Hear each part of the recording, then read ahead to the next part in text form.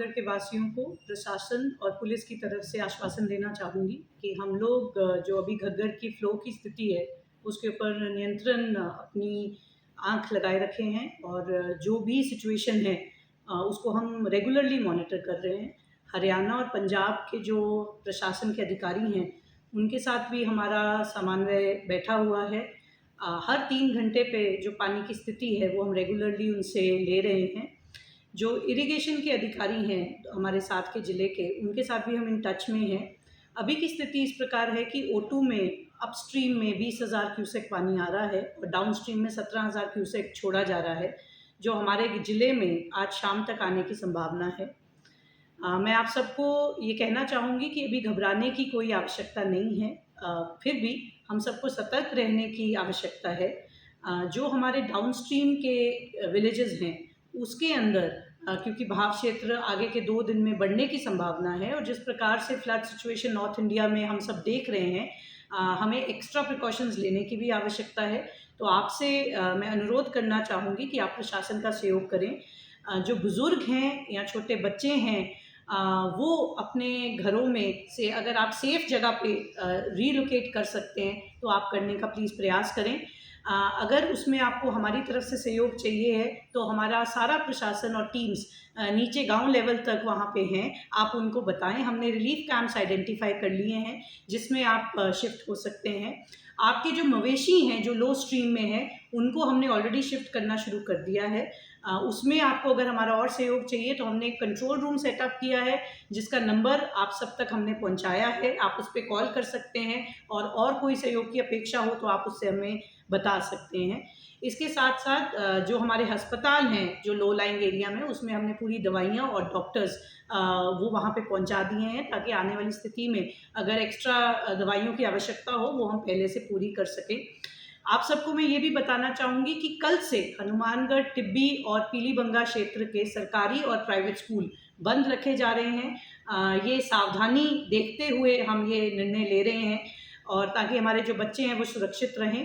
आपसे एक बार मैं पुनः अपील करना चाहूँगी कि आगे वाले 3-4 दिन में घर से ना बाहर निकलें। अत्यंत आवश्यक हो तो ही आप बाहर निकलें और प्रशासन की तरफ से समय समय पर जो आपको सूचनाएं दी जा रही हैं उनको आप लगातार फॉलो करें और जो हमारी एडवाइजरी जारी की जा रही है वो भी आप फॉलो करें। Thank you. पानी की क्या स्थिति? जैसा कि आपको बताया है कि अभी 17,000 क्यूसेक पानी आने की आज शाम तक संभावना है और क्योंकि ऊपर 20,000 क्यूसेक अभी O2 में आ गया है और जो लगातार बढ़ रहा है तो हम ऐसा उम्मीद कर सकते हैं कि कल जो है जिले में 20,000 से ऊपर क्यूसेक पानी जो है रिलीज होगा। उनके डाइवर्जन को लेके क्या? नाली बेड में डाइवर्जन रहेगी और घग्गर डाइवर्जन कैनाल में डाइवर्जन रहेगी। इसके साथ साथ हम ये प्रयास कर रहे हैं कि अगर हम डाइवर्ट करके पानी IGNP में भी इस बार डालें तो इस तरीके से हमने अपना रेगुलेशन प्लान किया।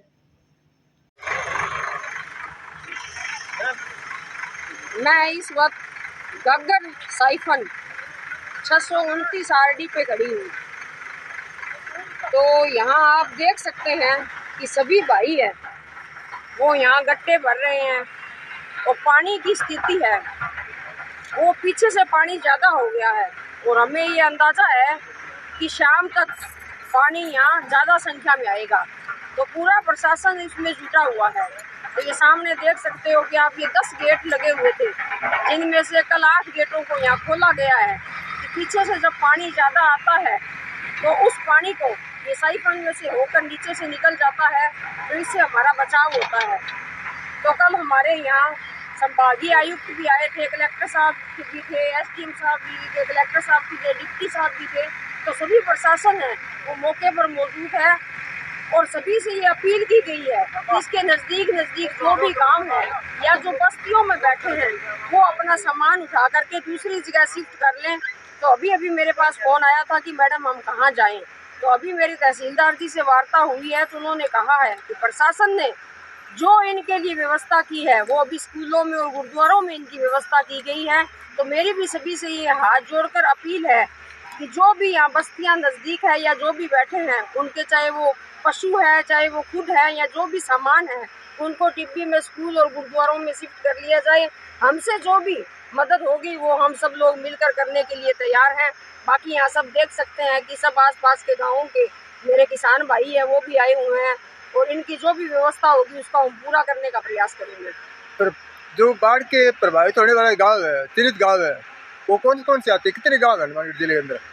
हनुमानगढ़ जिले में ये अलग अलग गांव है, हनुमानगढ़ के अलग है, पीलीबंगा के अलग है और अपने यहाँ ये तलवाड़ा गांव है, सूरेवाड़ा गांव है, कुलचंदर गांव है, तो इनको फर्स्ट प्रायोरिटी में रखा गया है। जो सबसे ज्यादा प्रभावित है? हाँ, जो सबसे ज्यादा प्रभावित है जी। तो उनसे ये अपील की गई है कि आप इन गाँवों को जल्द से जल्द खाली करने का काम करें। आपने पटड़ों के हालात भी देखे हैं? बिल्कुल जी। तो वर्तमान स्तर में आप क्या कहें, इसके बारे में क्या कहना चाहोगे? मैं तो इसके बारे में यही कहना चाहूँगी कि मैंने जो पिछले 20 सालों में ऐसी स्थिति कभी यहाँ नहीं देखी है और 20-22 साल पहले ये गेट लगे थे तो ऐसी पहले कभी नौबत नहीं आई कि इन गेटों को खोला जाए या ऐसी स्थिति हमारे बीच में बनी हो, लेकिन अब ये स्थिति बनी है तो इसमें सारे प्रशासन के अधिकारी जुटे हुए हैं और हमारी कलेक्टर महोदया है वो भी बार बार सबसे ये अपील कर रही है कि आप अपने सबका ध्यान रखें और जो भी नज़दीक के गाँव है वो अपना सामान है वो दूसरी जगह से। जानकार सूत्र ये भी बता रहे हैं कि 1 किलोमीटर के अंदर कभी कम से कम 20 ऐसे घरे हैं वो पानी के दबाव में कभी भी निकल सकते हैं। उन पर आपका क्या प्रतिक्रिया? नहीं, जब पानी आता है तो इसके बारे में प्रतिक्रिया कुछ भी नहीं होती है। पहले जो बात कहते हैं वो बात कुछ और होती है, लेकिन जब पानी का प्रवाह तेज होता है और तेज गति से आता है तो वो हमारी समझ में ही नहीं आता है। गारे घूरे सब टूट जाते हैं। आपने देखा होगा कि अभी पीछे भी दुल्ला चिक्का में क्या हालात हुए, पंजाब में क्या हालात हैं। तो हम तो अपनी तरफ से पूरी कोशिश कर सकते हैं, प्रशासन का सहयोग कर सकते हैं। प्रशासन हमारा सहयोग करने के लिए तैयार है और हम प्रशासन का सहयोग कर रहे हैं। गुलाब जी सेवर ने हमें जानकारी बता रहे हैं कि ये जो हालात 20 सालों से पहली बार इन्होंने देखने के लिए है। कहने का मतलब है इस हालात की जिम्मेवार स्थानीय प्रशासक है, जिसकी वजह से अनदेखी के कारण इतने बड़े बड़े घारे बने हुए हैं। इतनी बड़ी लापरवाही अब की बात पहली बार देखी जा रही है।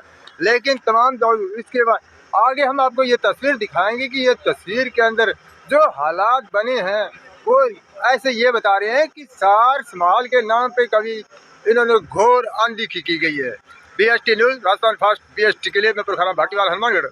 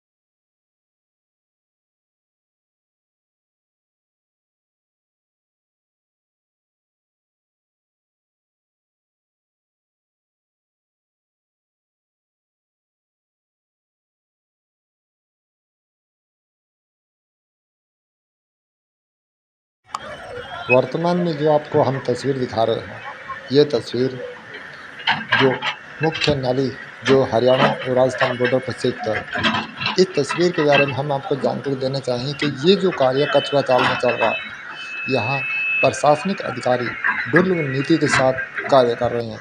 अगर मीडिया कर्मचारी वहाँ पहुँच जाए और पहुँचा हुआ कोई मीडिया कर्मचारी पहुँच जाए हाई लेवल का, तो उनसे बातचीत करने के लिए तैयार रहते हैं। लेकिन जब इनको इस मामले में कार्य के बारे में जानकारी मांगते हैं तो वो ढुलमुल नीति में जवाब देते हैं। कहने का मतलब यह है, जब तक ठोस जानकारी नहीं देते इस कार्य का समय सीमा का पता नहीं चलता। जो वर्तमान में यह कार्य हो रहा है, इससे जो यहाँ हम आपको गेट दिखा रहे हैं, तस्वीरों में जो गेट दिखाएंगे, उस गेटों के अंदर लंबे अरसे से इतनी बरेती जमी हुई है कि यहाँ इतनी जल्दबाजी निकालना नामुमकिन भी है, बल्कि इन्हें काफ़ी समय भी लगेगा। दिखावे के तौर पर जैसी मशीनें भी लगी हुई हैं, कर्मचारी काम भी कर रहे हैं, लेकिन इनके हालात ये है कि यहाँ तक इतने जल्दी कार्य निपटाना नामुमकिन लगता नज़र आ रहा है। लेकिन दूसरी तरफ जानकार सूत्र ये भी बताते हैं कि पीछे से पंजाब और हरियाणा में भारी बरसात के कारण जो पानी आ रहा वो इतनी जल्दी यहाँ पहुँच जाएगा कि यहाँ जो कार्य है ये पूरा होता नज़र नहीं आ रहा, जिससे हालात और से बच्चे बेहतर हो सकते हैं। तो आइए इस बारे में ये जो तस्वीर आपको दिखा रहे हैं, ये देखिए, ये मिट्टी है कितनी ज़बरदस्त जमी हुई है।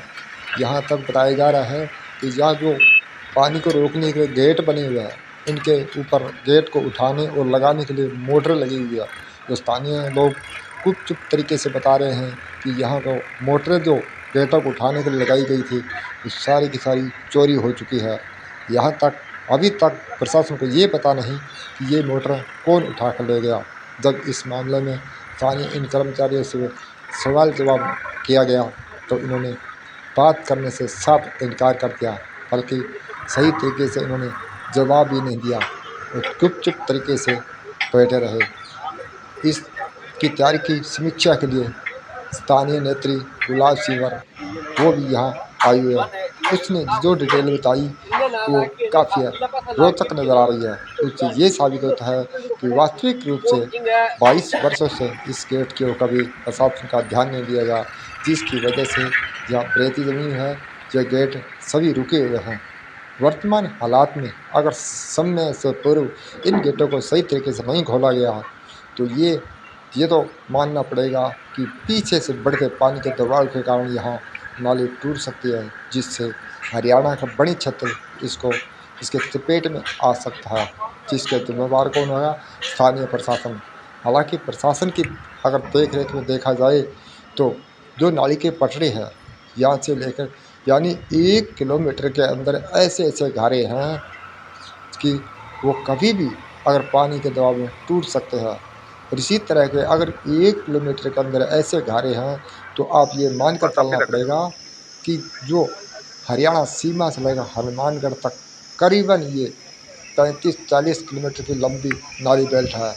ये मान लो भी इस बेल्ट के अंदर कितने खतरनाक गहरे होंगे, इसके बारे में भी अगर इनसे जवाब मांगा गया तो कुछ भी नहीं कह रहा। लेकिन हालांकि स्थानीय प्रशासन अपनी ओर से पूरी तैयारी का मुआयना कर रहा है और दावे भी कर रहा है, लेकिन दावे है या दाव ये कोई नहीं जानता। ये जो आपको तस्वीर दिखा रहा है, इस तरह से गेट अटे पड़े हैं। इस तरह से जो पानी का प्रभाव हम आपको इसके बाद दिखाएंगे, पानी का दबदबा और बढ़ते जल स्तर को देखते हुए ये नहीं लगता कि समय पर यह कार्य पूरा हो जाएगा। लेकिन अगर यह कार्य समय पर पूरा नहीं हुआ तो इसका जिम्मेदार आखिर कौन होगा? स्थानीय प्रशासन होगा। लेकिन प्रशासन एक तरफ अपील भी कर रहा है और यहाँ तक जिला कलेक्टर ने अपनी जानकारी में ये भी बताया है कि उन्होंने सभी अधिकारियों का आवश्यक दिशा निर्देश दिए हैं ताकि वो कार्य जल्दी से जल्दी पूरा हो सके। लेकिन ये जो पानी का बहाव आपको दिखाई दे रहा और इसके जो बीच पटड़े के अंदर जगह जगह पड़े गहरे, उनको ये देखने से ये साबित होता है कि इनकी तैयारी अधूरी सी लगती नज़र आ रही है। वर्तमान समय पीछे से आ रहा पानी क्या रंग लाएगा ये तो समय बताएगा। इसके अलावा हम आपको जो दिखा रहे हैं आपको देखें और ये वीडियो आप आखिर तक देखिए कि यह क्या हालात है, किस रूप से यहाँ काम कर रहा है। ये जो केलियाँ निकाल रहे हैं, अब देख लो इतनी केलियाँ है, ये सिर्फ मात्र एक मशीन ही लगी है और इस केलियों को निकालने के कम से कम 4, 5 या 10 मशीनें एक साथ लगाई जाए तब ये निकल पाएगा। इससे आगे हम आपको दिखाएंगे आगे वाली तस्वीर में कि ये जो पटड़ा आपको दिखाई दे रहा है, ये पटड़ा हरियाणा और राजस्थान सीमा के ऊपर बना हुआ है। ये यहाँ पहले से बड़ा बंदा लगाया गया ताकि हरियाणा से आने वाले पानी को रोका जा सके। अब ये देखिए, ये जो पटड़ा है, ये बड़ा पटड़ा है, ये पटड़ा है राजस्थान हरियाणा सीमा के बीच का है ये पटड़ा। और इसको इस तरह धुल्म विधि से चलना शुरू किया गया, तो ये तो मान के चलना पड़ेगा कि जल्दबाजी में जब तक ये पटड़ा नहीं निकाला गया तब तक पीछे इस पानी का प्रभाव रोकना नामुमकिन हुआ, जिससे हरियाणा में नुकसान होना स्वाभाविक है। हालांकि इस मामले में स्थानीय प्रशासन के साथ हरियाणा की प्रशासनिक अधिकारी भी यहाँ मौजूद है, उसकी हमको आपको गाड़ी दिखा रहे हैं, वो भी आए हुए हैं। लेकिन क्या आपको लगता है कि ये जो कार्य कर रहे हैं इतने समय तेज़ गति से नहीं चलने के कारण ये कार्य कछुआ चालन कर रहा है, जिससे ये देखिए ये गेटों को निकालते हुए, ये गेटों को खोले हुए काफ़ी अरसा गुजर गए है, इनको जैसी मशीन से उठाया जा रहा है। मतलब है कि यहाँ जो मोटर लगी है वो सब चोरी हो गई। तो देख कर ये इस वीडियो को अंतिम तक और अपना कमेंट करके बताइए कि यहाँ जो प्रशासन के दावे और नेताओं के दावे कर रहे हैं इन दोनों में कितनी सच्चाई है। देखिए आखिर तक।